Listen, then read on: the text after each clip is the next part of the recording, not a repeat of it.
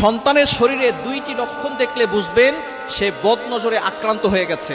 বদনজর হচ্ছে খুবই ভয়ঙ্কর। নবীজি সাল্লাল্লাহু আলাইহি সাল্লাম জানিয়ে দিয়েছেন, বুখারী শরীফের হাদিস, আল আইনু হাক্কুন, বদনজর হচ্ছে সত্য। অনেকে বদনজরকে বিশ্বাস করতে চায় না।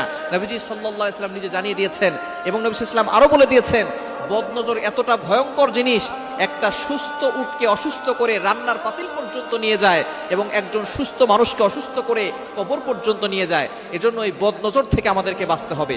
আপনার সন্তানের ভিতরে যদি দুইটি লক্ষণ দেখেন, মনে করবেন আপনার সন্তানের উপরে কেউ বদনজর দিয়েছে। অনেক সময় আমরা সন্তানকে খালি গায়ে রাখি, অনেক সময় মানুষকে দেখাতে নিয়ে যাই, সুন্দর সুন্দর পোশাক পরিয়ে ফেসবুকে ছবি দেই, ছবিতে কিন্তু বদনজর লাগতে পারে। আপনি সবকিছু নিয়ে শো অফ করতে যাবেন না। যাদেরকে বেশি ভালোবাসেন তাদেরকে শো অফ করতে যাবেন না। হাজবেন্ডের ছবি আপনি ফেসবুকে দিচ্ছেন, স্ত্রীর ছবি ফেসবুকে দিচ্ছেন, সন্তানের ছবি ফেসবুকে দিচ্ছেন, কন্যা সন্তানের ছবি ফেসবুকে দিচ্ছেন, মানুষের বদনজর লেগে গিয়ে আপনার ছেলেটা